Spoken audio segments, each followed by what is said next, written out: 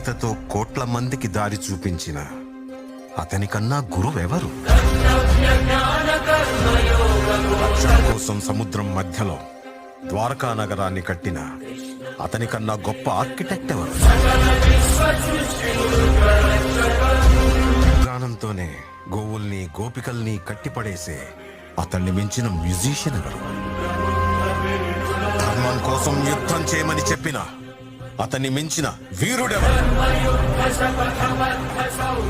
హోమయాగాలతో వర్షం తెప్పించిన అతనికన్నా ప్రకృతిని అర్థం చేసుకున్న క్లైమటాలజిస్ట్ ఎవరు? అన్కంట్రోలబుల్ ఆర్పిఎం తో తిరిగే సుదర్శన చక్రాన్ని కంట్రోల్ చేసే అతనికి మించిన కైనెటిక్ ఇంజనీర్ ఎవరు?